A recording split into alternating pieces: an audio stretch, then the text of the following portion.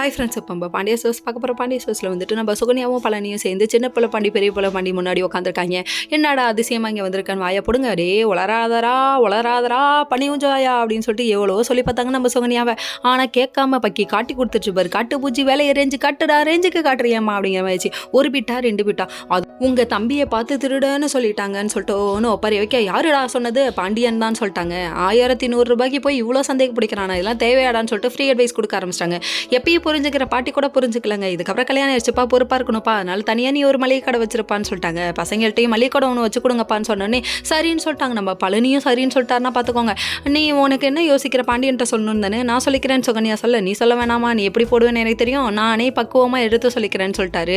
ஆக மொத்தத்தில் இன்னொருத்தரையும் குடும்பத்துலேருந்து பிரிச்சிட்டிங்க, நல்லா வருவீங்கடா அப்படிங்கிற மாதிரி இருக்குது. இன்னொரு பக்கம் ராஜையும் நம்ம அரசியும் வந்துட்டு இருக்க. குமார் ஒரு பக்கம் வழி மறிச்சு, அரசி நான் உன்ட்ட பேசணும்னு சொல்ல, என்னடா அரசி போடாங்கட்டு அப்படின்னு சொல்லிட்டு கண்ணாப்பின்னு திட்டி விடுறாங்க. உன்ட்ட 5 நிமிஷம் இல்லை 5 நொடி கூட நான் பேச மாட்டேன் சரியா அப்படின்னு சொல்லிட்டு அவங்க மூஞ்சி திருப்பிக்கிட்டு போக, ராஜு ஒரு பக்கம் ரொம்ப ஃபோர்ஸ் பண்ணாதானான்னு சொல்லிட்டாங்க. இங்கே வீட்டுக்கு வந்ததுக்கு அப்புறமா நம்ம மீனா என்ட்ரி கொடுக்குறாங்க. ரொம்ப நாள் கழிச்சு என்ட்ரி கொடுத்த மீனாவுக்கு வடை பார்க்கணுமே, உளுந்த வடை அப்படியே பொழந்து கட்டுறாங்க.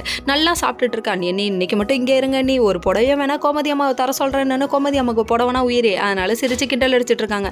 அந்த டைம் பார்த்து செந்தில் ஃபோன் பண்ண, எப்போ பாரு நீ அங்கே போய் உட்காந்துக்கிறேடி, நைட்டு மட்டுமாவது சட்னி அரைச்சிடாத, சிக்கன் செஞ்சு வை, காய்கறி வாங்கிட்டு போன்னு சொன்னோடனே மீனாவுக்கு அப்பதாங்க தோணுச்சு போகவே கூடாதுன்னு. உடனே இங்கே இருக்கலாம் முடிவு பண்ணிட்டாங்க. இதுக்கப்புறம் மாப்பு வச்சுட்டா ஆப்புன்னு செந்திலே வெறுத்து ஓடியார போறாரு. ஓகே.